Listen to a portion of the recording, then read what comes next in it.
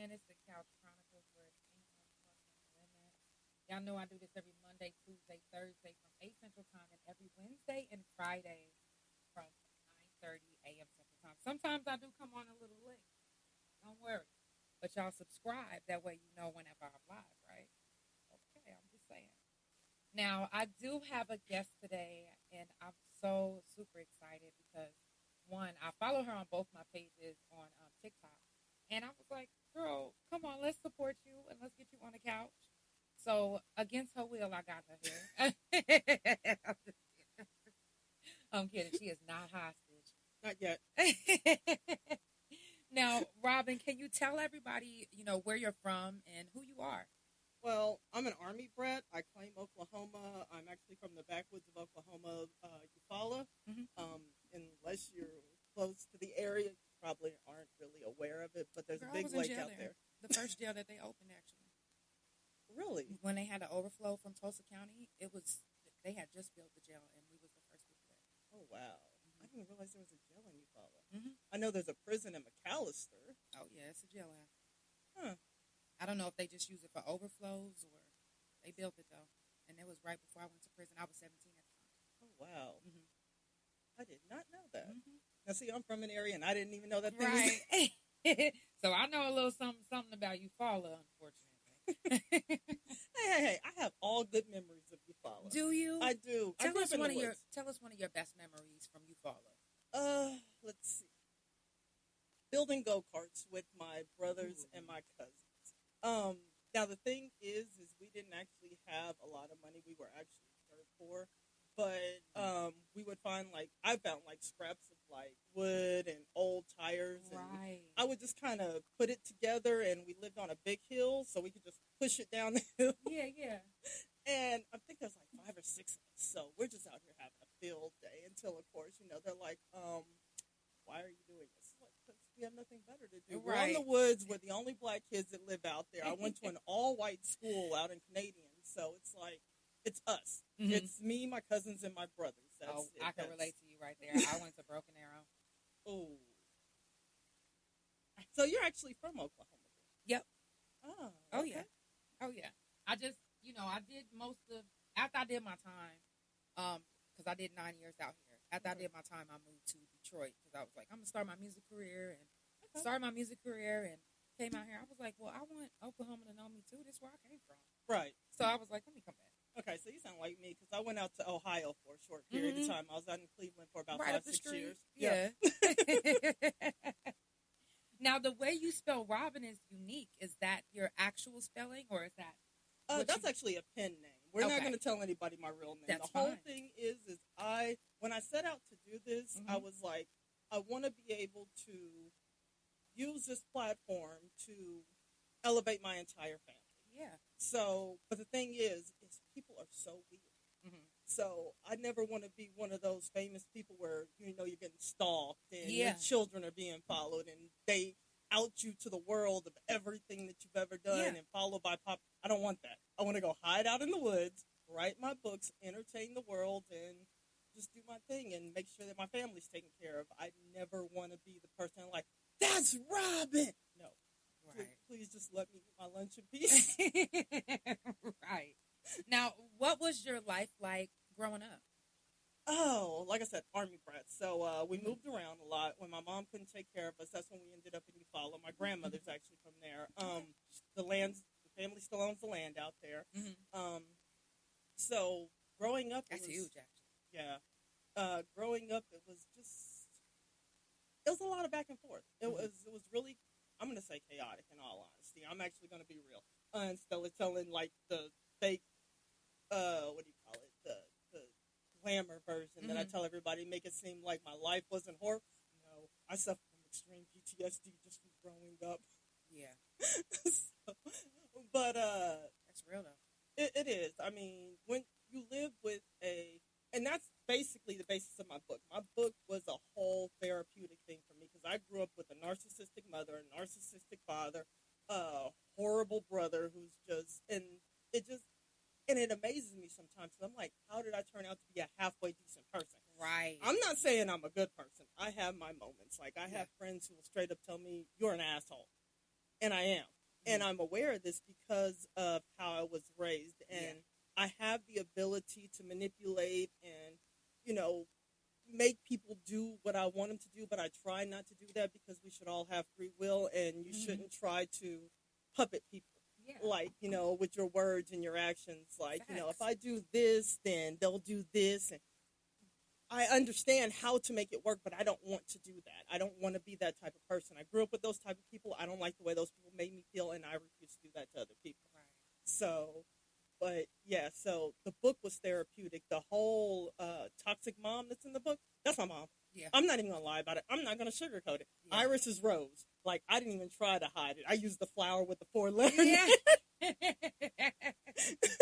Rose and Iris are one. The only difference between the two was I made the main character light-skinned and my mom's dark-skinned. That's about the only difference that I did in it. Basically because, and I know this is probably something internal within myself because I am one of the few light-skinned people in my family, is I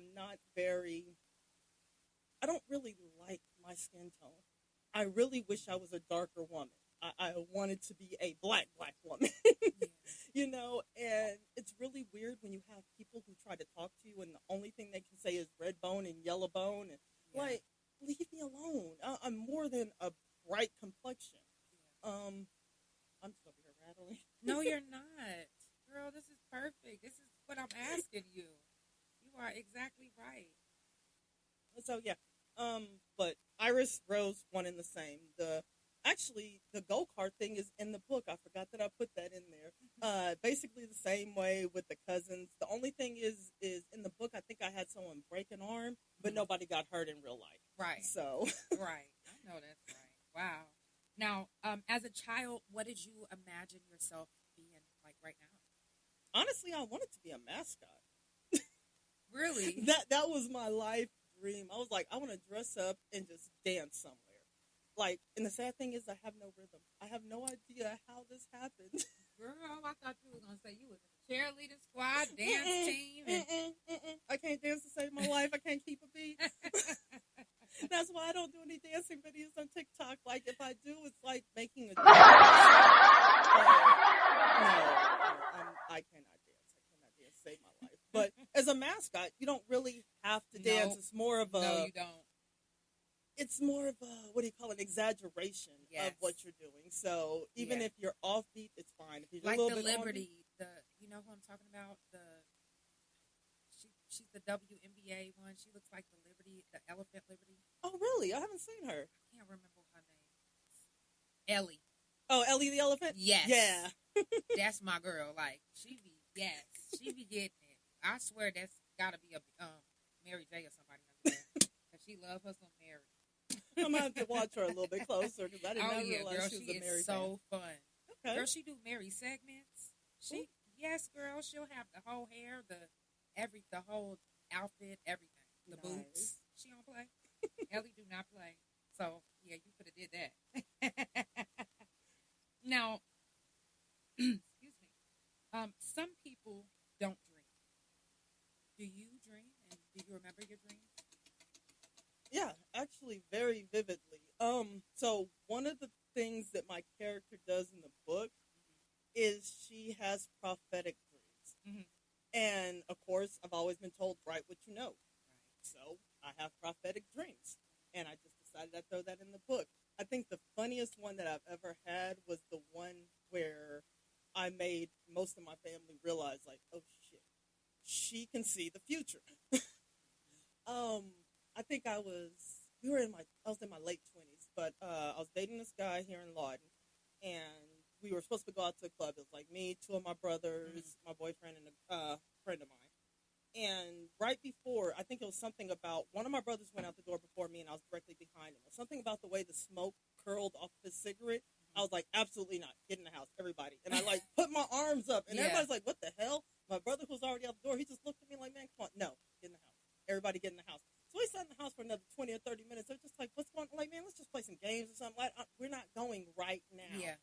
So probably about 30 minutes later, my homegirl's like, well, look, we're not going out. Can you just take me home? Bet, not a problem. We all load up in the SUV to drive right past the club you're going to. There are like 4 ambulances, 2 fire trucks, a shit ton of cop cars. And everybody just turns and looks at me. I was like, I told you we didn't need to be in that club.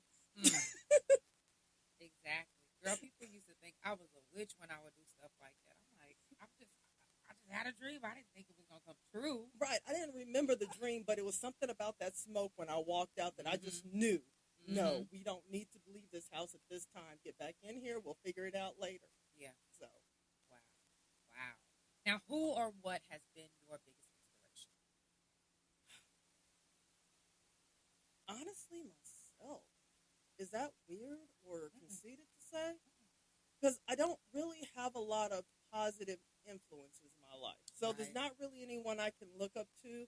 I guess you could say they were influences in a way that it's like, I don't want to be like that. And in spite of you, I'm going to do this.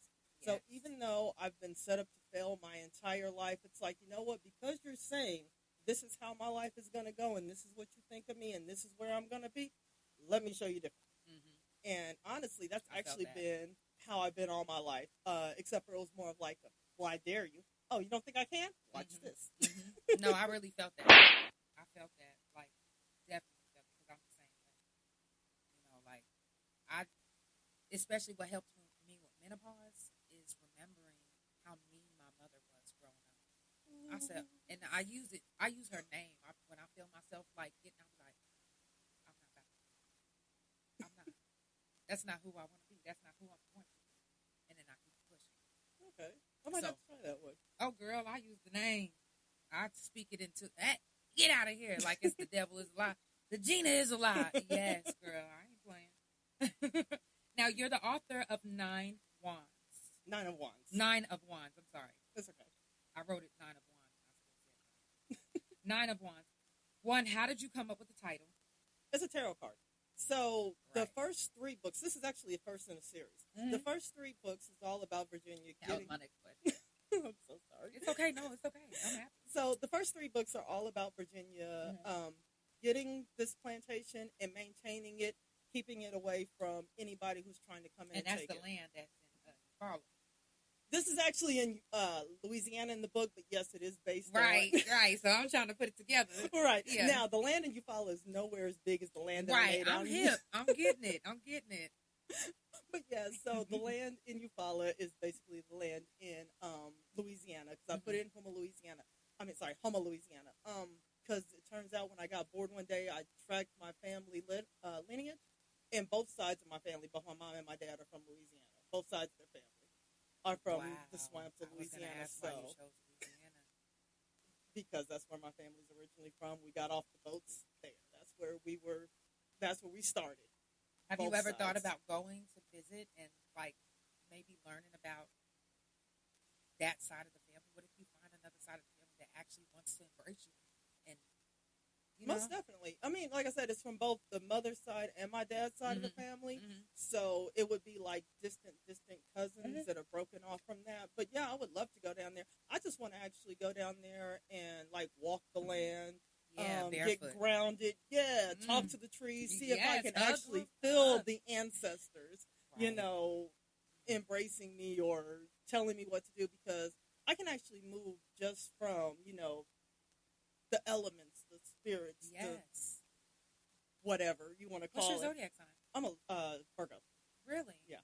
Wow, my mother was a Virgo. I'm sorry. That's me too. But my grandmother was a Virgo as well, so. Okay. September or August? My grandmother was September, I'm in August. Okay. August what? 27th. I was close. You were very close. Now, that's the day my dad thinks I was born for some strange reason. Strange that I said. Wow. My dad will put me on the 28th every year. He'll call me a day late. Happy birthday, Dad. That is crazy. Wow. Now, where does your imagination take you sometimes? Sober or high? Both. Which high? Marijuana. That's it. Okay. That's it. Ain't nothing wrong with it. I was just asking. Yeah. You know, because I take magic mushrooms. And I use it for my lupus instead of taking the medication sometimes. Okay. And it tremendously helps me. I mean, it does put me in a different space, but it tremendously helps my body. Oh, I'm sure it does. Because like I said, just with the marijuana alone, it helps so much with my anxiety, the PTSD, and keeping me at a level where I'm not constantly overthinking. And overthinking will lead to crashing out, because once you get to the point where you start noticing patterns of behavior that you grew up with your entire life, and you're noticing people do these things, the first thing you want to do is, when you notice these patterns coming, is be like, absolutely not, we're not going there, and I'm going to go off on you right now. But I have to refrain from doing that because those patterns don't always mean that thing. Yeah. And it took me a while to learn that because I cut off a lot of people from just like little minor things. I'm like, nope, because that leads to this, it leads to this, it leads to that, it leads to harm to me. And no, we're not even going down that road. Right. So you have a nice life and I'm going to go this way. I mean, it's real though. Yeah, after a while you learn how to protect yourself and you watch things and you're like. But do you get too protective of yourself sometimes? Absolutely. This is probably one of the first times I've been outside of my house in a couple of months. I work from home. I do door dashing occasionally just to kind of get some little extra cash here and there. But for the most part, I'm at home. The most I'll go outside of my house is to walk my dogs to the park, probably about 2 blocks away. Wow. So, no. What an honor to have you here. I do not go outside. No, really. Seriously. Thank you. Thank you for having me. Yes, seriously. I want that. To know that you ain't really been out for 2 months. You know what I'm saying? There's nothing out there. Yeah. And the world is going crazy right now. Girl, I got questions for you. Watch. Okay. Now, how long did it take for you to write your book? This one, I was a little under pressure, so I think I did it in like 4.5 months. Oh, that ain't bad. Well, actually, the final story I did 4.5 months. I have been planning on this book because it was a whole, like I said, it's a therapeutic thing. It's writing out everything or little things that my mom has done to me that I just need to get out. Because I'm sure I'm not the only one who's been through stuff like this. And I know I'm not because I think one of the examples I put in there of Iris that she did to Virginia was something that I seen somebody else go through as far as like someone bought their mom a handbag, a real expensive handbag, and mom threw a fit because she didn't get the coin purse to go along with it. It's like I just spent like $3-4 grand on a bag, and now you're gonna sit up here and complain about like a $200-300 coin purse to go along with it. I didn't have it. I was nice enough to get you this bag as a gift, but now you're gonna sit up here and give me the silent treatment and down talk me and just belittle me because I only got you a bag and an expensive one at that. Like, I mean, I can understand if like I went and got you like a $40 Walmart purse and get you a $3 coin purse, but. And so when I seen that, I was like, that is outrageous. I'm not the only person who's goes through this kind of thing. And then the more I hear about, moms are your first bully with the oldest daughters a lot, I'm like, man. So I can see how this can resonate with a lot of different people. Yeah, exactly. And a lot of people aren't bold enough to speak on it. I do a segment on the couch called Swept Under, and I speak on how the families, specifically black families, made us sweep under child molestation. Everything. And abuse. Everything. And just for the sake of saving face or because we're black and we already got a bad name. This and that. So, yes. I can't wait to read your book. I'm mad you didn't bring it. I was going to buy it off of you. I'm upset at myself, too. It's okay. Like I had You're not far. I'll come out there and get you shit. You can order it. It'll come straight to your door. Oh, facts. You can download it on Kindle. Signed, not a problem. I'll come back up here and sign it for you. Okay. Say less. Now, did you use any AI prompts or anything? AI's been taking over. That's the only reason I'm asking. No, I completely understand. No, I did use AI more for the editing, for editing, and as well as the 2 images, the cover picture for the book cover, as well as there's a picture on the inside of a statue that I put in the cemetery of the plantation. So it's a man, a woman, and a child standing in defiance with the words "we remember" underneath it. And when I actually thought of this image, when I thought of putting a statue in the book in the cemetery, I was like, you know what? To me, that's a powerful image, and I want it in the book. I can't draw to save my life. Right. Now, my brother can, but I don't talk to him. So I don't really have any artists. I was without a job when I did it. I lost my job in May. I finished this book in September. So I had absolutely no income, nothing. So I'm struggling by. And so, yeah, I used AI. And I used AI to edit because, of course, I don't have any friends who are editors or anything like that. I didn't have anyone I could use. Now, going forward, I'm going to try to eliminate the AI because, of course, I know. Well, okay. No, because people aren't really into it. And I don't want anyone to think that I'm a fake person. Now, pause. And the reason why I specifically asked you that, because me and my wife discuss AI a lot. I hate AI. Okay. But she explained to me the other day that made it make sense. Okay. And you just made a lot of sense, and you probably don't even realize it. But AI can be helpful if you're using it in the right way. Correct. people using it to abuse these fake videos and all of that, okay, that shit could go off. But to use it instead of, it's a tool. going to a person to edit, and then they can do it for you probably at a less price, set price. Right. And right there, which I know that's cutting people out of a job, but what if you don't know that person? What if you don't know anybody that does that? Exactly. Then all you have is your friend AI. And see, that's what I had to start off with. Mm-hmm. Now, this is not what I'm going to keep with. This is not my business model. This is just, let me get out. Let people know that I exist. Yeah. And that I do have this talent, and I want to put my mind in your mind when you read my book. Right. And that's actually one of the girls who bought my book, who's a friend of mine. She was like, "Oh my God, I can see everything. This book is like playing a movie in my head." I was like, "Good. That's what I wanted to do." One of the first books I read when I was a child was Johnny Tremaine. And there's a scene in there where he burns his hand because he's a silversmith, I believe. Silversmith. And he burns his hand. Now, as a child, I'm just thinking, of a silver-coated hand, like if you take your hand and you dip it in wax, not realizing the temperature that silver melts at, that he probably melted his hand down to the bone, and then it was coated in silver and deformed. But the way that author described his hand in the book gave me the ability to see that. And I was like, you know what? If I ever write, that's how I write. Right. I want you to be able to see exactly what I'm thinking in your mind, or what I'm visualizing when I write it out. That way, it's a cohesive thought that goes from. That's just how communication works. You have to understand where I'm coming from, and also you have to understand. Right. So, yeah, I guess that's the way you say it. But I wanted you to be able to see what I was thinking when I wrote. Yep. Wow.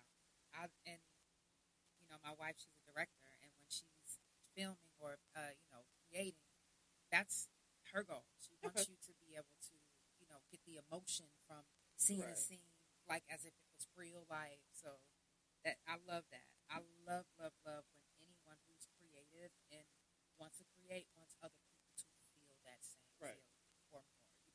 And that was probably another hard thing about writing my book is, like I said, writing from the trauma that I went through to try to put it on pages. There was a lot of times that book made me cry. Yeah. I wrote it and I'm crying. I'm like, I'm not supposed to be crying while writing this. Right. I laughed a lot when I wrote it. I screamed a couple of times. Mm-hmm. But I did throw in a lot of jokes to try to, or little lighthearted jokes here and there to try to alleviate some of the trauma that I put in it. Right. If you don't laugh at it, you cry at it. Yeah. But, it's still in there that you have the toxic mom trying to do the whole, I'm going to take over because I didn't get what I wanted. Right. Type situation. Right. That's real. Wow. Now, if you guys are just tuning in, it's the Couch Chronicles where it ain't no fucking limits. I do this every Monday, Tuesday, Thursday from 8 Central Time, and every Wednesday and Friday from 9:30 a.m. Central Time. Make sure you follow Couch Chronicles No Limits on Spotify, Apple, Pandora, THA Couch on Facebook, TikTok, Big Old Favorite It, like, Fan Base, Twitch, Threads, Lemonade, all of that. I'm telling you, so many to follow. Yeah. Also, make sure that you follow my main page, which is THA Real, JANELL, and my guest, Rahbin Reaux-Shons. Reaux-Shons. Sorry. It's okay. Make sure y'all follow her on all social media. Her information will be in the description. Let's get back into it. I like your commercial break. Thank you. Hey. No. Now, what experiences in your life specifically stand out in 9 months? Ooh. Okay, one that really stands out. Now, I altered it in the book, but not really. So, in the book, it's not really a scene. It's where someone tells the story of when Iris basically got mad at Virginia for getting her first apartment. Now, the way she got it was Iris had bought her a car after doing an internship. Yeah, let me make sure I get this right. She had done an internship. Iris bought her the car for doing the internship to go to college. But it was a jalopy. Virginia drove it till the wheels fall off her until she could find a decent driver or a decent buyer, and she sold it. She took that little money from it and then flipped that and turned it into an apartment. Got her first little apartment, furnished it. And, back in the day, it doesn't cost that much to do that. So something similar happened to me. What I did was I took two instances that my mom did. Instead of an internship, my mom had me paint her house. Now, my mom is a millionaire, so my mom has a decent-sized house. And she was like, if you paint this house with your brother, I'll buy you two a car. And I was like, all right, bet. I can paint a house. No problem. My dad was a general contractor. I know how to I could build a house if I wanted to. Right. I'm not going to. Right. Not by myself. But so I sat there, I painted a house, and then it was like a real detail paint. Like she wanted like the background green. She wanted the little panels that popped out to be white. She wanted this cream. So it was a detailed job, and it took me and my brother probably about a month and a half, 2 months to do it. She got us this old, was it a Camry? Corolla, something like that. The car was so raggedy that when you drove, you could only turn left because if you turned right, it turned off. It had the floorboards rotten out, so if you hit a puddle, your passenger in the back and the front passenger would get soaked. Like the water would just...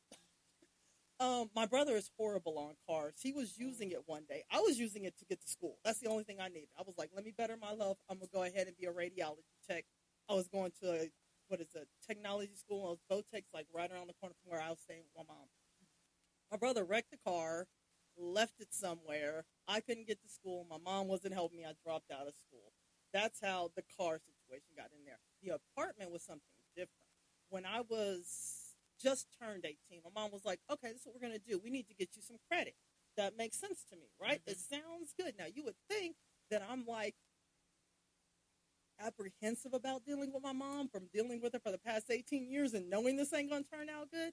But I'm like, this can turn out fine. So she was like, what we're going to do is we're going to get you a loan. I'm going to give you $2,000 to buy a certificate of deposit, a CD. You're going to give me back my $2,000 when you get the loan. You're going to take the CD, submit it to them as collateral. They're going to give you $2,000 back, and you're going to give that to me.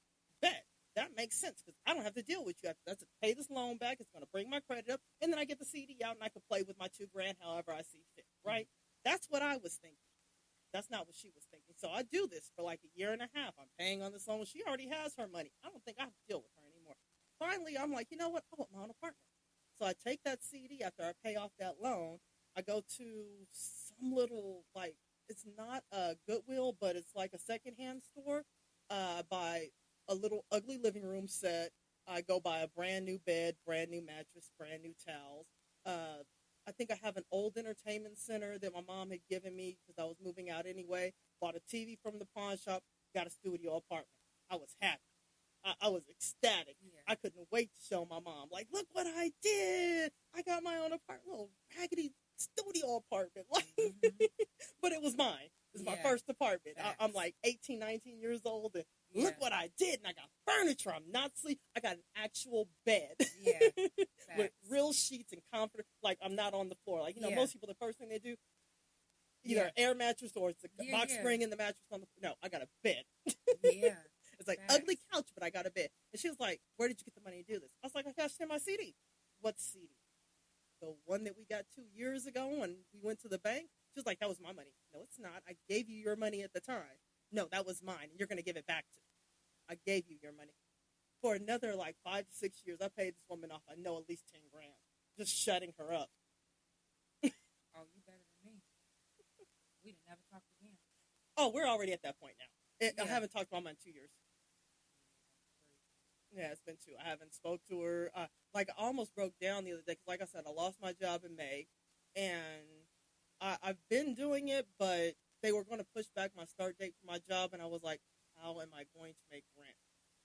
Do I have to call Mom? I'm going to have to call Mom. I'm going to have to call Mom. There's no one I can think of to get, rent money from, because, I can probably call a home and be like, yo, can I borrow, $150 to make this gas bill or something like that, but rent? Yeah. Rent be like $1,000, $2,000. Right. That's not something you can just be like, hey, yo, can you loan me a stack real quick? No, you know what? There are some people that probably follow you right now, literally, that if you was to get online and be like, yo, I'm not kicked out. How about this? Hey, yo, y'all, I'm about to get kicked out. Go buy my book. Yeah. Get something out of it. Yeah. Don't just give me money. Period. You know, the whole, I can teach I can give a man a fish and he can eat for a day, or I can teach a man to fish and he can eat for a lifetime. Yeah. Teach me how to fish. If y'all don't like my book, give me an update. Let me know what I did wrong. Let me know what I did right. That way I can improve my writing and I can give out quality product. And I'm not just out here every 6-7 months be like, hey, so who wants to help me out in and pay a bill or 3 for me? You know, I'm like cute and stuff. Yeah. No, we ain't doing that. I'm gonna earn mine. I'm not gonna sit out here and scam it. Now, with the weight of the world, how are you able to mentally manage to complete and publish a book? Weed. Weed. I'm not even gonna lie. Weed. That's it. That's all. Weed. Weed and a lot of talking to the trees. I smoke outside, so my doctor had actually tried to prescribe me marijuana a long time ago for the migraines as well as the anxiety and the PTSD, and I have a CDL. So I was like, I can't do that. I need my job. But when I finally decided I'm not driving anymore, and I tried it, I'm like, you know what? This works. Right. And the pills that I don't even know what those things are anymore. I don't take pills anymore. Right. I've never liked taking pills to begin with, and trying to get the medications right with the doctors and the fluctuating and hey, okay, so now your attitude is here, but now your attitude is right. We're not weed. Just let me go smoke half a blunt. Let me go smoke a whole blunt. Let me just giggle and run around my house and actually I lost weight on weed. I don't know. And you've never tried shrooms? No. It's just the same. Did you know that shrooms are safer than smoking? Really? Yes. Do some research. The whole thing is I'm a dare baby, and I was always told weed was the gateway drug. So it's like, I'm going to stick to weed. I'm not going to go out here and become a crackhead. Right. No, I know what you mean.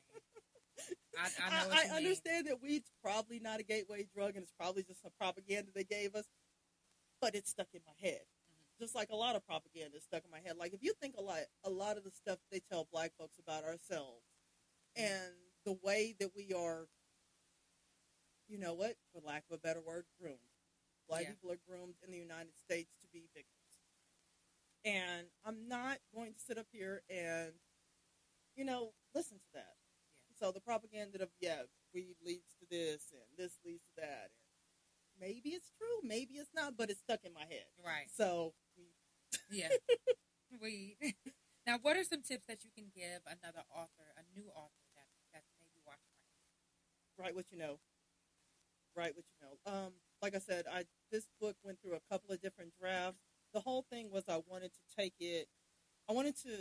take my trauma but turn it into a magical thing. And originally it was the girl was moving from, I think it was Chicago back to Louisiana, kind of like when I did Cleveland to Oklahoma. But I was like, no, that's too close. It's not enough. Just kind of fine-tune it to get to the story you want. Like, you have your base story. Find your base story, what you want to tell people.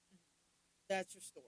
And then you just have to fine-tune it around that. And it took me a couple of times to get to the story that I wanted and create this world. And originally, this was only supposed to be one book. Right. But once I got in there and started creating a world, I had questions myself that I wanted answered. And I'm like, well, in order to answer this question, it's going to be another book. Like I said, it was a 7 series. So the first 3 books are about Virginia. But the next 2 books after that are going to be, how in the hell did black people get a plantation in Louisiana and keep it in their family for almost 200 years? How did that happen? Well, there was a powerful conjure woman who was sold into slavery and ended up in Louisiana, and she didn't like this master. This dude was a horrible, horrible person. So she cursed his entire family and then took the land and hid it.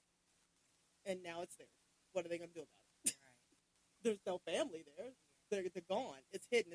I'm not going to lie. I stole from Wakanda. I was like, you know what? Wakanda hid. I can hide Zephora. And that's what I did. But instead of it being technology that built the dome and hid it, it's magic that and makes it look like what it would look like if it had just fell apart if no one had took care of it in the past 200 years. So from the outside looking in, if you're not part of the magical family, if you're not welcomed into the group, and you go out there to look for this plantation, all you're going to see is, you know, houses that are like crumbling, overgrowth, dirt roads. It's going to look like it hasn't been touched in 200 years. Where in actual honesty, there's kids running around riding bicycles that you can't see. That's dope. That's part 2? No, that's in part 1 too. God damn. Okay. This is getting good, girl. I'm like, shit, I feel like I'm watching a movie right now. Now, where do you see most of your revenue coming from book-wise? Hopefully just selling the books. I didn't really think about it outside of that. Like, I did think about doing like a grimoire at the end of this to kind of like, you know, put in some spells. But of course, you know, our magic is not to be like given out. So what I've done to kind of do that, and then also to help me write the spells that are in the book, is I took some of the magic from my family, but then I did a lot of research reading a lot of hoodoo and voodoo books, and I combined a lot of that stuff together. So it might work, it might not. I wouldn't try it if I were you. It's entertainment purposes only. Okay. Now, who's been your biggest supporter or supporters? Honestly, my homegirl Renee. Shout out to Renee. Okay. Renee, she is like, so I made flyers to try to pass, like I said, I DoorDash. So I have these little flyers, have like a little blurb of the book, and it has a QR code at the bottom, and so I'll tape those to my orders. I used to DoorDash, and I did the same thing with my business. See, you feel me? I live on a main street, and so I have street signs out that have the QR code and the book picture. See, and I stay on them. I should do that. Yeah. I got like 3 for $25. I'll send you the link when I get to the house.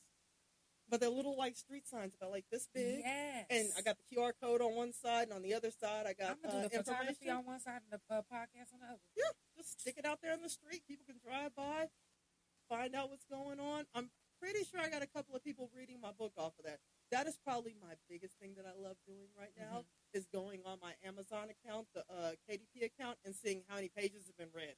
Yeah. Like, the book sales are cool too, but I know it's being read when I see the KDP pages, because it's like, okay, you finished it. What do you think? Are you going to write a review? Yeah. Now, when they do, I've seen one review so far. I'm waiting for some more. That's what I really want. Write some reviews if you got the book, please. Yes, please do. I love the reviews. That's what I live for. I live for the constructive criticism, the input, the reviews.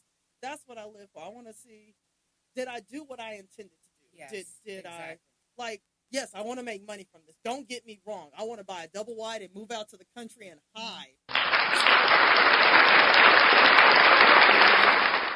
Okay. But I don't want to do it at the expense of just giving out garbage. Like, I have read some books and I'm like, why am I reading this?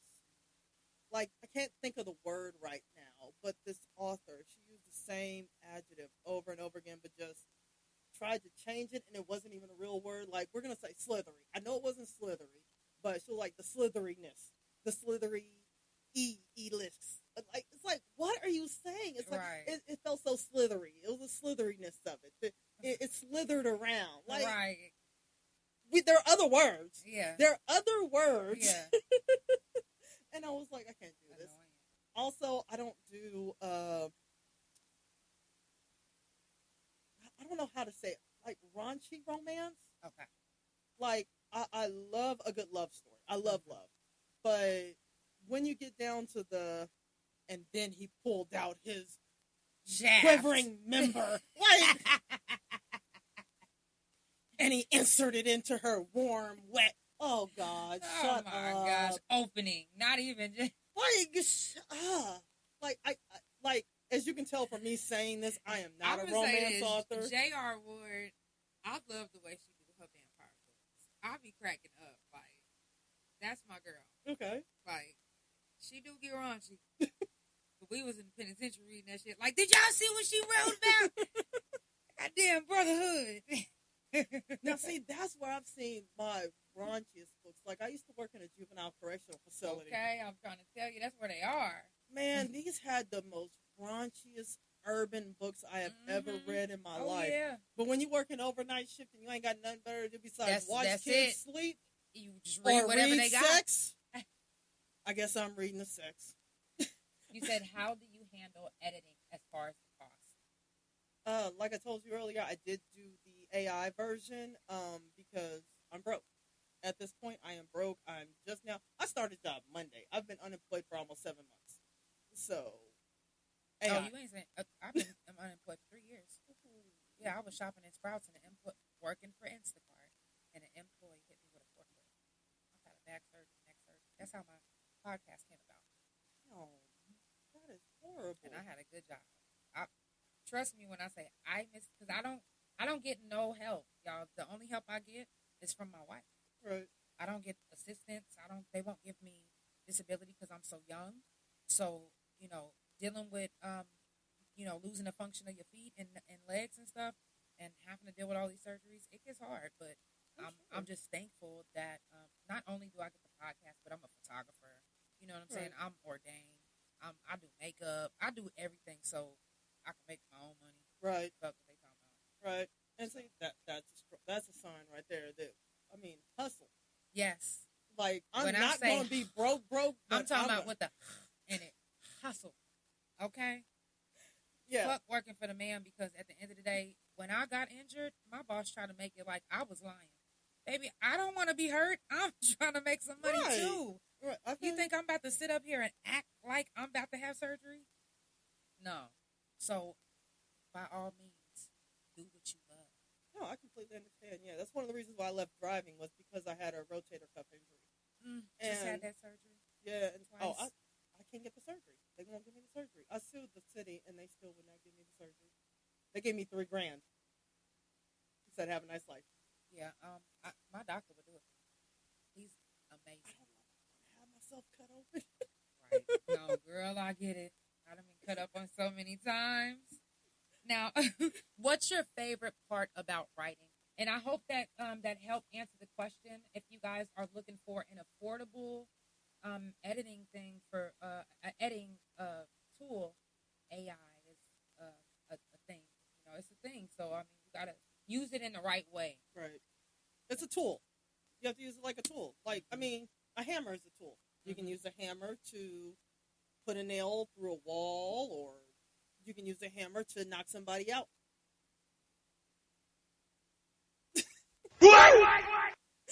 It's a tool. Same thing with AI. You can use AI to help you find answers to something that you don't really know, even though Google does that too. But it's more specific. I'm sometimes. laughing at you because I'm fighting a case right now. They said I beat somebody in the head with a hammer, and I'm so I sorry. literally didn't know. I didn't know that. No, it's okay. And that's why I was cracking up. I was like, oh. That's why they said it, because they think that everybody do this. Okay, so a screwdriver is a tool. You can use a screwdriver to put a hole, to put a screw through a wall, or you can shank somebody with it. There, is that better? Yeah, girl, I did time. They know what's up. Now, did you already let us know what your favorite part about writing is? Oh, no. Let's see. Favorite part about writing. Creativity. It's being able to put my mind in somebody else's mind. That's the easiest way to say it is, when you read my book, I want you to be able to see everything that I was thinking and picturing when I put the words on the paper. So she's impregnating you with the words. Ain't that what Drewski said? Impregnate you with the word. Well, it's in the mind, so maybe I'm giving them a mental aneurysm. Ooh, yeah. Yeah. I don't want to impregnate anybody, because I don't want child support. Right. So do you have children? No. Did you want children? No. Yes. I don't know. It was one of those things where it's like, I didn't want to be a baby mama. I did get married, but we only lived together for like 6 months, even though we were married for 7 years. Long story, don't want to get into it. I never wanted to be a baby mom, so I never wanted to just be up here and just popping out kids for somebody I'm not with. I wanted to have the family. I wanted to have my husband and my child or children. And if you don't get it, you like, fuck it. Right. And since I never got the husband that wanted to act right and give me the child, no child. You know, I was with this guy, and I told him, hey, if you don't get me pregnant by the time I'm 30, I'm going back to my mom. For real. And me and her is married now. Okay. Obviously. So no kids running around here. Bunch of dogs. None. No kids. So I'm with that. Okay. Now, I did want 10 kids. 10? Yeah, I wanted 10 of them. Why? I wanted somebody that looked like me with my big old eyes, smile, attitude. You can do that with like one or two. You didn't need a baseball team. I was going to say, I wanted a whole team. What's that, a baseball team, football team? Exactly. Now, when can we expect the sequel? I am working on that right now. I'm hoping to have it out by fall of this year. I want to try to do a book a year. That is my goal. So get these out. Also starting to work on a companion series. I don't know exactly how to explain it or what to call it, but we're going to call it companion series. Okay. So let's say we did have kids, right?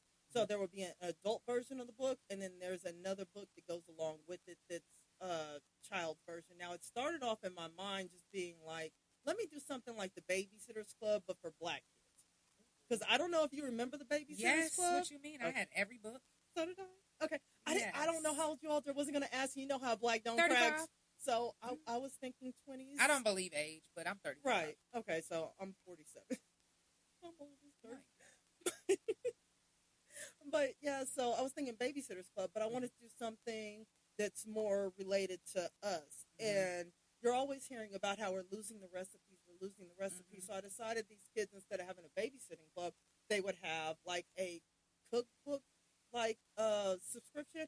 But maybe you remember this too, since you're old enough. You remember the little green box that had the cards in it with the animals? And the front would be a picture and a description. And the back would be like a whole, like, tell you everything about that animal. Right. Yeah. Okay. Yeah, wildlife series or something like that. So the kids are doing this in the book, but instead of it being animals, it's recipes. So the front of the card would be like a picture of whatever the recipe is, and the back would be the instructions on how to prepare it. And it's a subscription service. So they would mail these cards out to people who ordered them. And they make like a little wooden box and they give it out to them. So you get a recipe box and you order the cards. And the kids do the cards every month and send out the cards. And so that's the premise. Instead of it being Babysitter's Club, it's Whispers in the Whisk. Because they're also telling stories. Because they're getting a lot of these recipes from their elders. Mm-hmm. Some are downloading recipes. But it's 4 or 5 kids in the group. I don't want to make it all girls. But 4 or 5 kids. And I really want to I need to do some research and talk to some people, but I want to do like maybe a deaf person in there. I kind of want to do a trans kid. I want to like give it a lot of diversity in this. But the first aspect of this book is going to be the internet is forever. So the kids' book is from the kids' point of view. All the kids that are in school and doing these cards and building their little business up. Where the adult version is the parents of these kids. And some of them are friends, and some just know each other, and then, of course, a teacher. So it's told, the 2 books are from, this is an adult book, so you can see adult situations and how they're handling their kids in these situations. And these are the kids' situations and how they're handling the situations. And then in the book, there's going to be overlap, so you can see where the parents and the kids communicate with each other, as well as the kids talking to other adults like the teachers. The things overlap. But it's supposed to facilitate and start communication between parents and kids, or caregivers and kids, so they can kind of talk about things that's going on in the world. And like I said, the first book is The Internet is Forever. So what I'm thinking is one of the kids' older siblings is going to get canceled for doing something they did on like Twitter, X, whatever, like 5-10 years ago. And now it's coming up and they're getting canceled. So the kids are learning, wow, the internet is forever. And the parents are moving through this, trying to help their kid, the older adult child, navigate through, being canceled and losing income. Wow. And the kids are trying to figure out that, we can't be doing stuff because it comes back and bites you. It might take a few years, but it'll come back and get you. And it's supposed to facilitate that so the parents can tell their kids, so what did we learn from The Internet is Forever? Right. Like, that's a working title. I don't know what I'm going to call it, but it's going to be, and then I'm going to do a series of these. So different, like maybe, I don't know, Driving While Black. Let's see, just divorce, death, things like that. But do it in series so that each one of these books is something different that different kids are dealing with. Like, I'm not going to have one main character in the book. And just like the Babysitter's Club, we'll have people coming in and out. I am going to base that book, I think, in a military base. I might actually use Lawton because that way I can have the kids, you know, change out frequently because most military people move in and out of town. But there's going to be some regulars that are people who are from that town, who stay in that town. And that way you see a different, like, socioeconomic. So you're going to see the kids who don't have as much as the military kids. And most military kids are, like, lower middle class, and then you have some that are going to be like officers' kids that are like a little bit up there, maybe business owners' kids, and that way you can kind of see it from all different perspectives. But I am going to keep it mostly black and brown. I might have a Caucasian run through there. I'm Only not because sure. they got a mixed brother or sister. Maybe. I haven't figured it out yet. Yeah. But yeah, we're going to figure out some sort of way that I might run one through there. But I don't know. You know, like the token, because they did that for us in Babysitter's Club. We had a little token black girl in there. So I can throw a token white girl in. Facts. Now, besides, you know, getting prepared to work for your job and, you know, being an author, what else are your hidden talents? I'm a neurodivergent, so I do a lot of artsy craftsy stuff. I knit, I crochet, I do resin, I do woodwork. Make me something. These are my couch potatoes art. Not a problem. I don't know if you can hang it, but I'll figure out something. Yes, you said you do resin, crochet. woodwork. I could hang something down. It could be a little couch. Can you crochet a couch? Or a big blanket for the back of your couch? Hell yeah. Cuddle up in it. Yeah. Because in the morning times, I'll be kind of chilly sometimes, and I'll be like, yeah, y'all. Pick a color. Purple? That's actually my favorite color. Really? I got a crap ton of purple stuff at the house. It'll be easy to make you a purple blanket. Period. I feel like it's great. I got some ideas. Say less. I'm for the ideas. Now, when did you actually get into your writing phase? I've been in my writing phase my entire life. I just never published or finished anything. Right. I started a book. Like I said, I worked with juvenile delinquents or adjudicated youth, group kids in group homes, the whole 9 yards. So I was going to do a book on that. You should. I was one of those kids. Oh, I'm sorry. No, I am so sorry. That is a life right there. Oh, yeah. I was actually speaking on it because I had a flashback. And when I was in DHS custody, they actually hypnotized me. Why? Near Lawton. I don't know. That's what I'm still trying to figure out. I'm trying to see if somebody can try to reverse it. But they did some fucked up shit. And one of the ladies that facilitated, because we was in,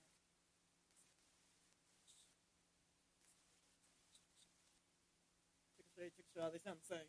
it might have been Chickasha. It wasn't that far from Lawton. You Chickasha. Yep. And the lady that ran the facility we was in Chickasha, she lived in Lawton. She was a black lady. I remember her telling me, her name was Miss Kathy. She was like, "But it's going to be something that you're going to remember." And now that I'm getting older is around the time that I'm starting to remember. That's crazy. That is horrible. People should not be playing in people's minds like that. Especially, you know, a lot of people that go to DHS, they don't know that, you know, they think they're getting saved from their family, from the things that's happening, and then we get put in fucked up ass situations. They do. They really do. Especially if you're like in a group home situation. Oh, yeah. Those group homes are I can't tell you how many group homes I was in. I can't tell you how many I worked at, and I just felt horrible for those kids. And the sad thing is there are workers that do care and give half a damn and try to do everything they can, but there are also workers that are just there for the check. And you can see that.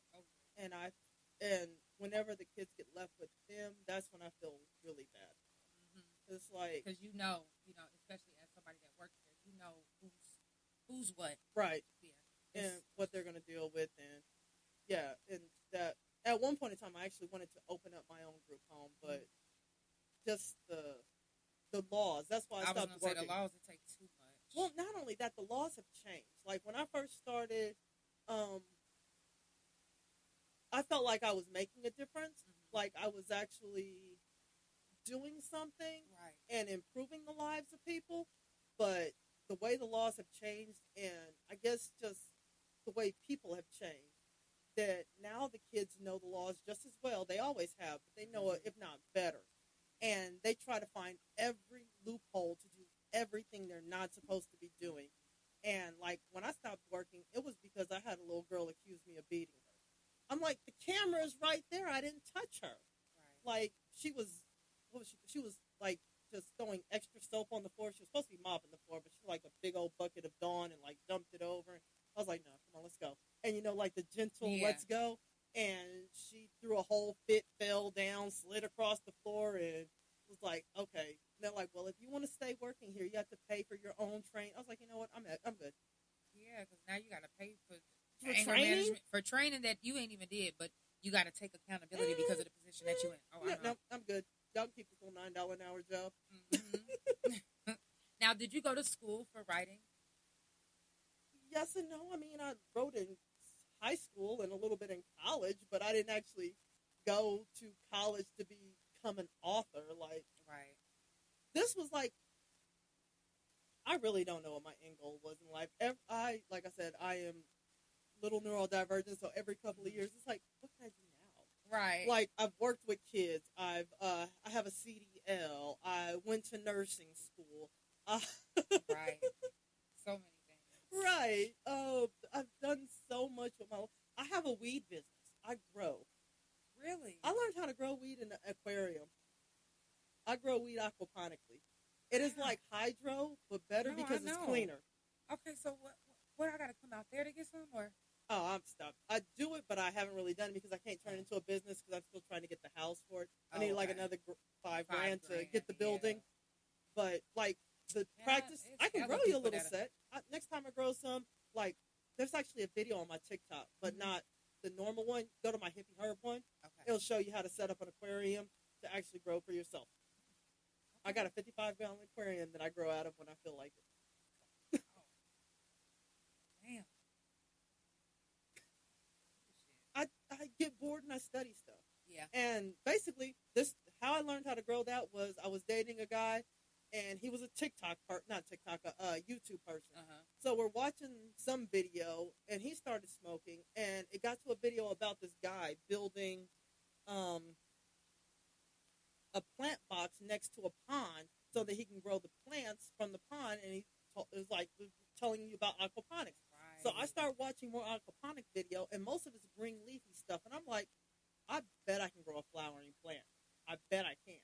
It took me a little while, but I figured out how to grow fruiting and flowering plants aquaponically. Wow. So now I grow weed out of a fish tank. Wow. Shout out to everybody that's tuned in. I see y'all. Make sure that you share it live and follow my guests on all social media. I still got some more questions if y'all still got time. I got a little time. Okay.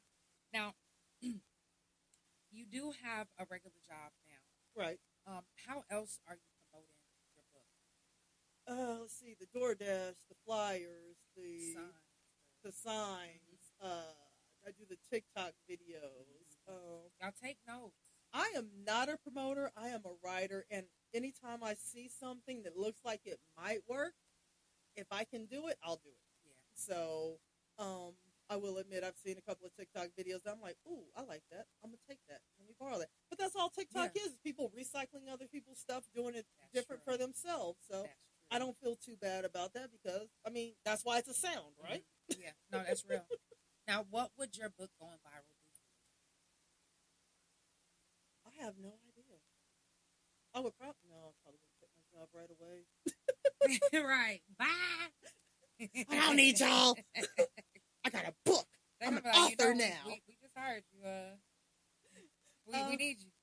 Yeah. Honestly, I work from home, so if it goes viral enough to the point that I could actually buy a trailer, because, like I said, my grandma's land is still there. My aunt and uncle live there, but the house, it's from the 70s, and it's an old trailer, so it needs to be updated heavily. So I would love to be able to take the income from my book and buy my aunt and uncle another trailer. Of course, I'll stay out there with them for a while because I don't want to stay in the city anymore. But I'll stay out there with them for a while until, it starts producing more revenue to the point that I can build me another house on the land right next door that we... Yeah. And I really want to like buy out the entire block, so because it's like just a little plot that we got there, so I'll buy out like a little block and kind of. My mom owns the land about a quarter of a mile down the street, Oh, so you want to be next to mom? no, I don't want to be next to mom. She owns the land, but she doesn't live out there. It's Okay. just the house that was out there was burnt down in the late '90s, mid '90s. So now it's just it's a concrete slab, and then where the garage was is another concrete slab because it's an attached garage. So it's just two concrete slabs. There's trees that are overgrown it. No one's really using the land, but we still own it. Right. So All right. that's the all main that thing, matters. right? Okay. Is the title, the Yeah. deed is still in the Facts. family name. So Facts. That's huge, man. I can't even tell you how huge. Well, you know. yeah, I because can't we're not even tell selling it. y'all how huge it We're is. looking for more to like expand it and like cook Yeah. it all together. Like I said, her land is a quarter mile down the road from my grandmother's land. So I want to be able to eventually hook all of this together and just have like a nice little community. Yeah, I really want to be able to bring mine, like give it to my family later on. So, Facts. like my grandmother gave it to my mom and Yeah. her kids, and Who they're would you leave passing on yours to us. with? Nieces and nephews. I mean, it's still the family. As long as it stays in the family, what I really want to do is put it all in a trust, expand the land, put it all in a trust. That way they can earn money from it because they can just take out a little trust fund. They get a little couple $100 a month to help out. Maybe if I expand it, a couple of $1,000 a month. Then you can live off of that, come back to the house, visit, do your vacations out there. You know, there's Family still wealth. a couple of houses. Yeah, that's the whole Family idea. wealth. Is I want to do the generational wealth and have something for them to return to. Like right now, if that house was in a better condition, with me losing my job, I probably would have just moved out there and tried to get it back together because I work from home. Yeah. So I can still work from home in and the work woods. on it. Yeah. Right. And I will have my family back there to support me. I have, everything I need would be right there. It's no longer a little farm, but it used to be a little farm. We had a little garden, chickens, geese, the whole 9 yards, pigs. So that's real. And I want to do that again. I want to get that back out Yeah. there so my nieces and nephews can experience what I experienced because Yeah. I loved it. It wasn't always the best. There were, as you know, black family stuff swept under the rug. Yeah. Stuff went on out there that shouldn't have went on out there, but overall, that's where I was happiest. Yeah. And I Your want personal my memories with the freedom of the animals and the trees and the land. just running up and down the street Yeah. barefoot. Like one of my, it's a good memory, but it's a bad memory at the same time. Like I forgot what I got in trouble for, but my grandmother's getting ready to beat my ass, and I'm like, not taking it. And no shoes, nothing. I got up and just ran out the back door. Dirt road, barefooted, quarter of a mile. Ran down to my auntie's house and hid down there for 2 days until my grandma finally called and was like, send that girl home. Right. Send her home. She don't need to be. She gonna get her ass beat. I let her have her little break. She done ran away for a minute, but send her back up here. Send her back up here so I can tear her ass up. And if you want to give her a lick or two before she come on down, go for it. My aunt beat me until I left that house, and then I got home and got another beat. No. I don't know what I did, but I bet I never did it again. Right. Now, besides writing bringing you joy, what other things that you do in life that actually brings you joy? I have animals. I have a crap ton of animals. I have 2 dogs, 2 cats, 4 fish. I feed the birds in my backyard. Like, that is, right there is how I wake up every morning. I wake up, grab a little snack. I'm like, because I used to have 48 bunnies, 2 birds. We got 2 cats. Now we got 4 dogs. Oh, wow. But all of our bunnies ended up passing away. The last one, she was old. Okay. So she just died in the last year. Okay. I got my babies on me. Like, that's Lulu. Lulu was my big bunny. So, I'm a fur baby. Like, Yeah, I had a pet rabbit once upon a time. My ex-boyfriend did not like because he ate the rabbit. Because I don't like keeping animals in cages. Yeah. I don't know if it's just weird or No. like even when I had pet birds when I was growing up, Yeah, I would like just them leave the let them cage free. open Yeah. and they would fly around and they were actually trained enough they would fly back in the cage to potty they go right back in. and then fly around and do what they want to do. Yeah. And same thing with my rabbit was house trained. He'd go Yeah. outside with the dogs and handle Come his back business in. and come back in. And now it's like Fur babies make me so happy. they do. Now, how's your mental health? Do you deal with anxiety and depression? Like when I came in here with you, you seen I was shaking and trying to get myself together to Remember do what this I told interview. you? I'm fine now. I appreciate it. It just took me a while to settle in and get calm and not look at the camera. Right. Right. It's all good. But yeah, I do. I suffer heavily from anxiety, a lot of PTSD. But of course, you grow up in a black household as the eldest daughter, and you have a crazy mom. Yeah. And I'm assuming weed is what helps you. Are there anything else that maybe helps you with your mental health? The animals and weed.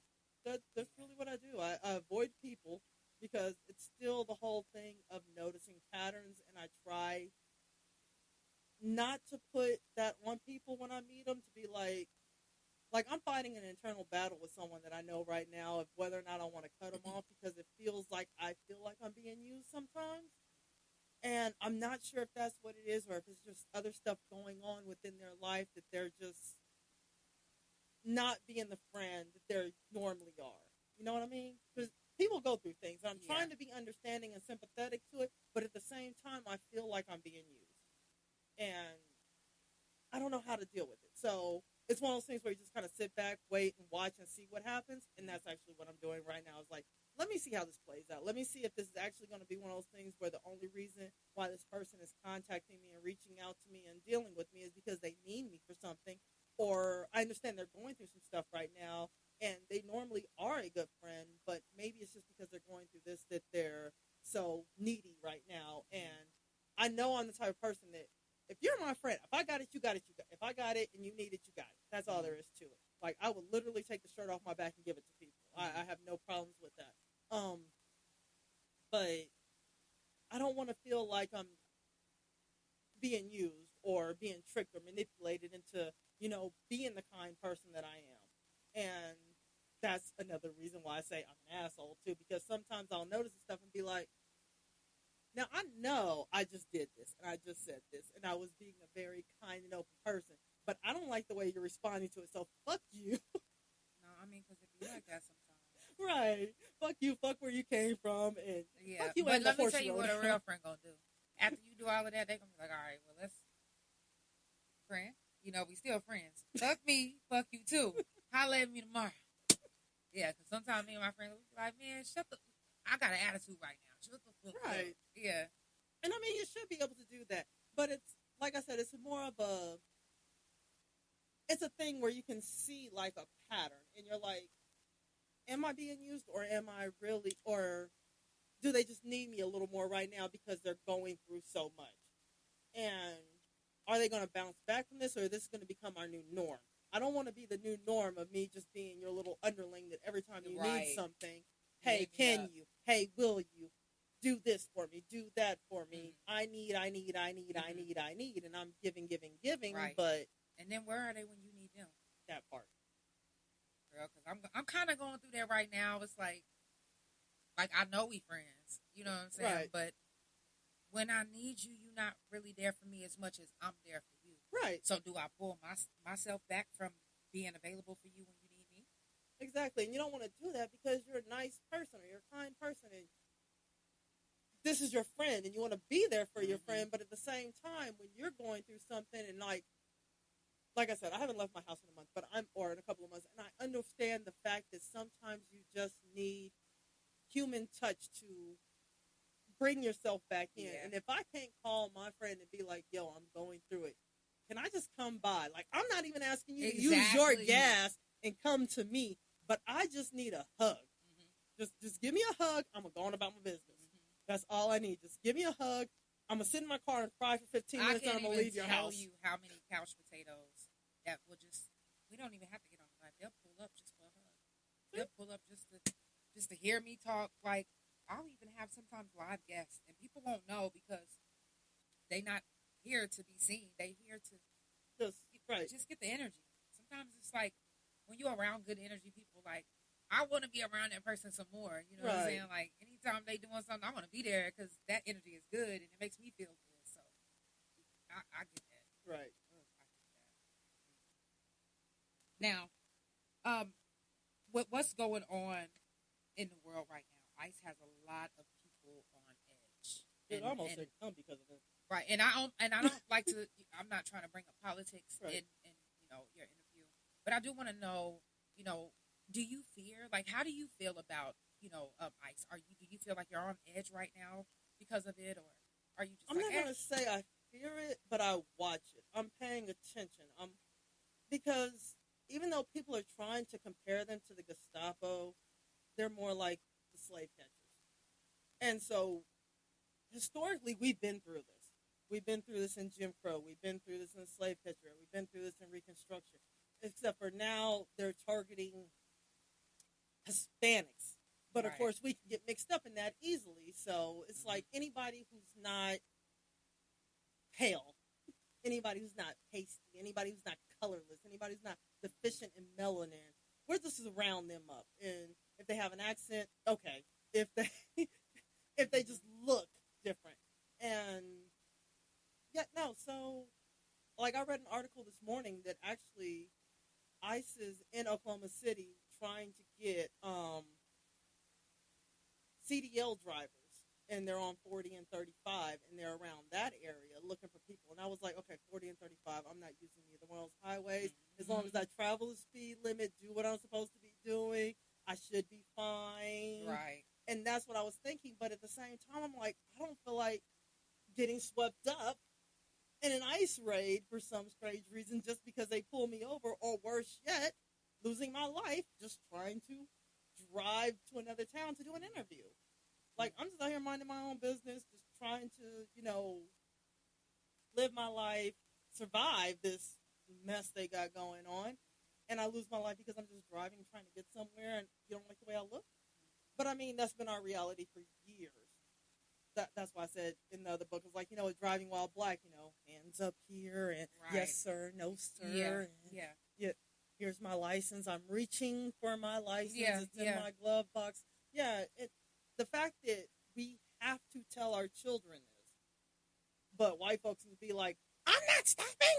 I'm not pulling over. No, I'm not getting out of my car. I'm not under arrest. We just told you we're under arrest. And they're patient with them and kind with them and gently drag them out. Yeah. But us is like, oh, you're not getting out? Cool. Let's snatch you out there on the ground. Barely even. Right. Ain't even, oh, you ain't getting out. It's. Yeah, now they just shoot. Now they think you might be watching, or if there might be witnesses somewhere, then they're just going to abuse the mess out of you and drag you out and slam you around. And, like, my first interaction with the police like that was, I was like 15 years old. And homeboy of mine, he was driving the car. My best friend at the time, she was in the front seat. Her big-headed little brother was sitting next to me. That's a little tiny sports car. And that song, I Got 5 on it, was the thing right there. So, of course, my homegirl in this sports car, and she's just leaning her hand, I got 5 on it. And her hand full, like this, 5, waving outside of the window. We get pulled over for throwing up gang signs. Drug out of the car, her 7-year-old brother. Now, he got a big old head. He got a head like a grown man. But it was a little kid. We got drug out of his car, thrown on the ground. They went through my purse. Now, this is early mid-90s. So I had a cell phone, but that's because my mom at the time, well, she still is sick, but she had started getting sick and she wanted to be able to reach out to me and find me, or if there was an emergency, and I'd take care of my brothers and so on and so forth. So I had one of those ugly Motorola brick phones. Right. And the cop's like, that's your trap phone? Yeah. What you doing with this? I got a sick mom. I got brothers I got to take care of. I never use this thing. It just stays in my purse in case I need to call home. That's all it was. Before mobile phones were mobile phones, what they are now. But it was the brick. But yeah, he didn't like that. He did not like the fact that a little black girl who didn't even have a car was riding around with a leather backpack perch with the, phone, with a mobile phone in it. My homegirl, her parents have money. She's riding around with a Dooney and Burke backpack purse. Right. Yeah. Homeboy, his family got money. It's a nice little sports car we're in. So but we didn't. We're just being kids, and now we got to be drug dealers or whatever they thought we were. That's the police for you. Yeah, and we've been dealing. So now, what legacy are you trying to leave, or are you going to leave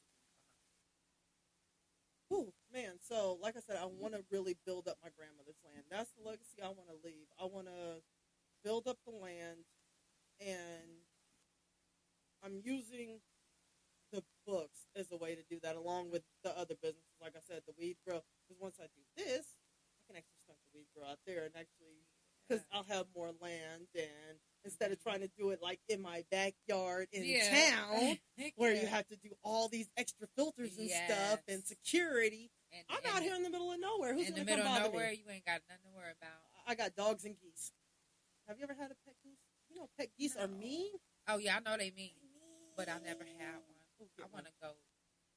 I want sheep, but listen to this. So the thing I want to do with the sheep is I want to grow the sheep and use their fleece to make the yarn to make blankets.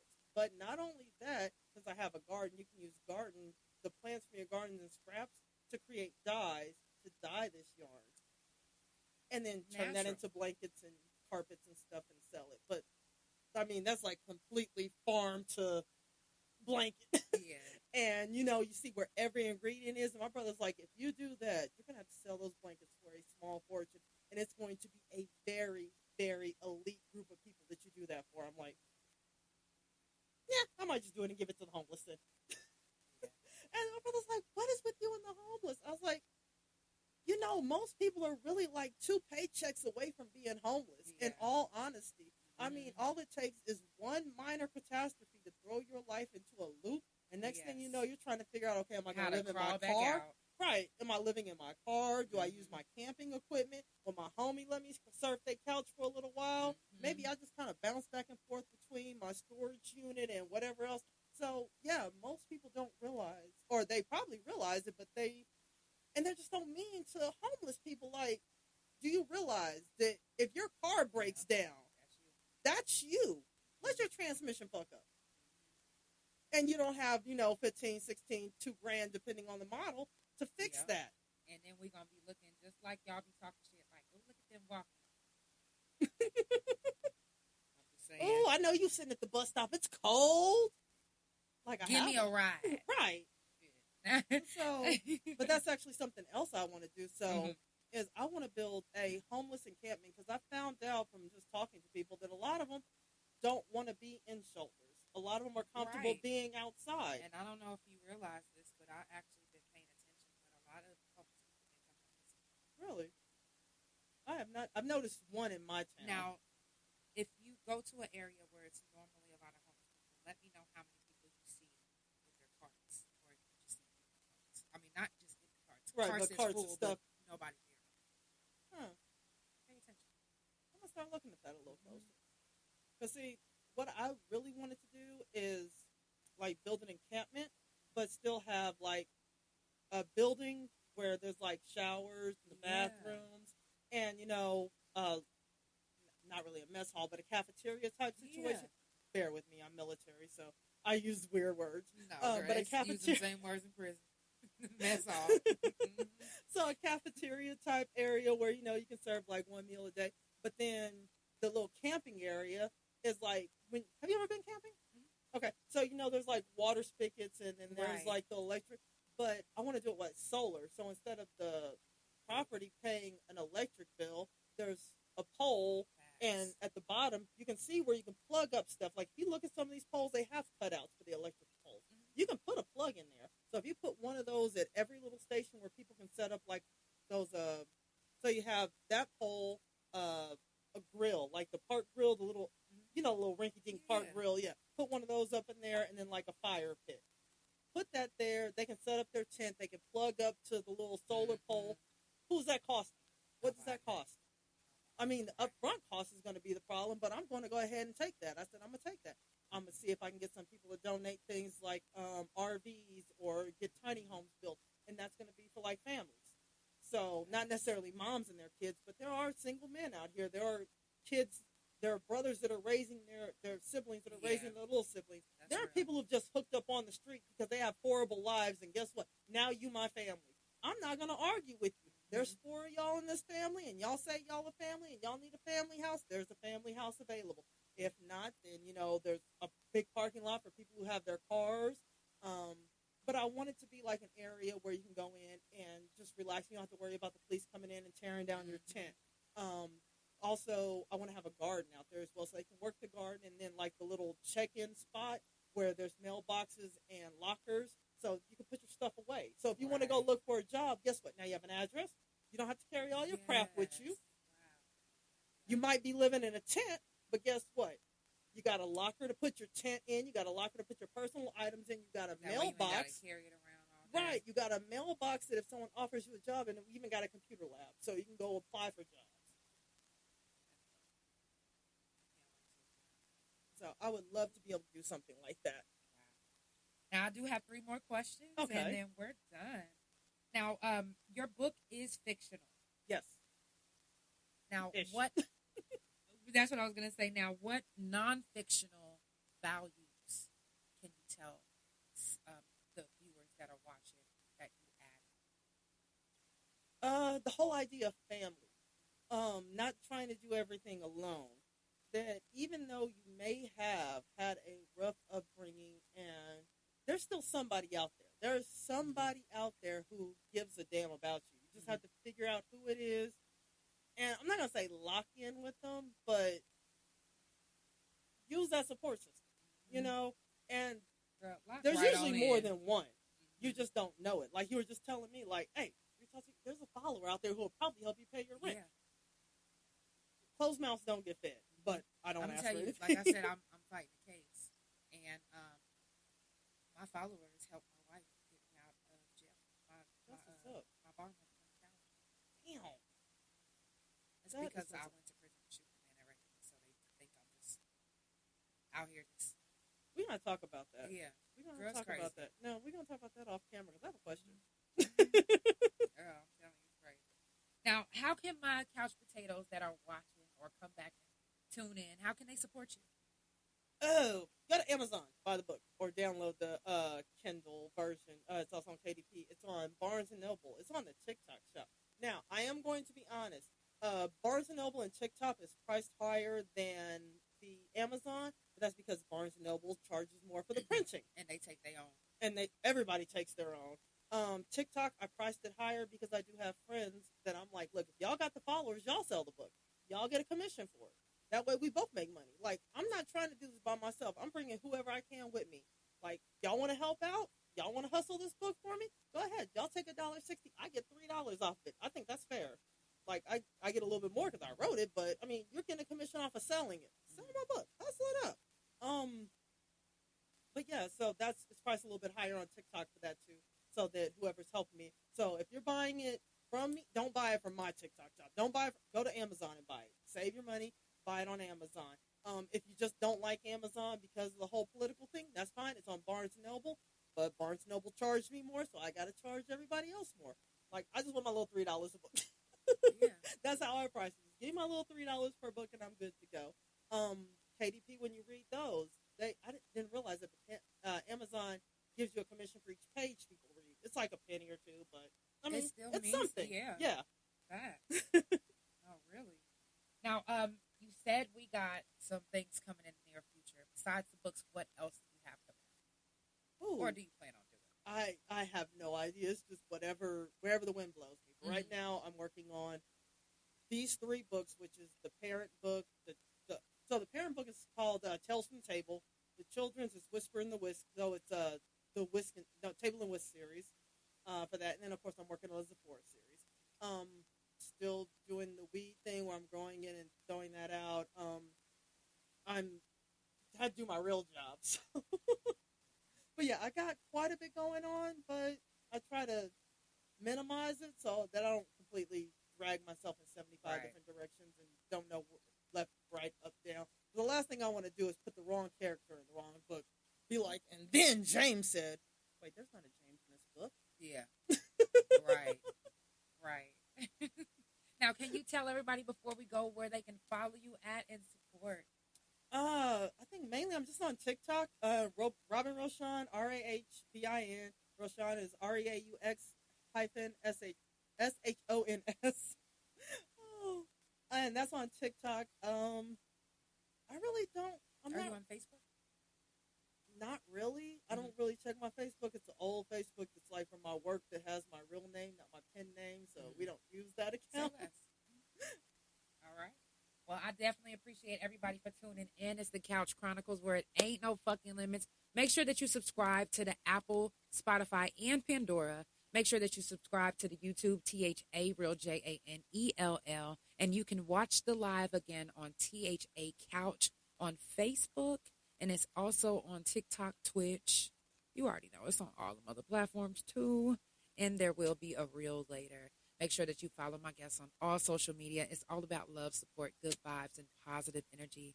Thank you so much for being on the couch. Thank you for having me. Yes, anytime. I love you guys. Have a good day. Sending positive vibes, love, and energy. I know some of y'all might be going through something right now. Fuck it. Push. You hear me? Push through. If somebody that you felt like ain't supposed to be there, guess what? Don't think twice about it. They ain't supposed to be there. Keep it moving. Love y'all. Love you.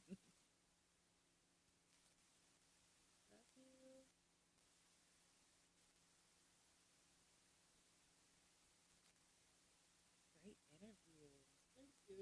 You're welcome.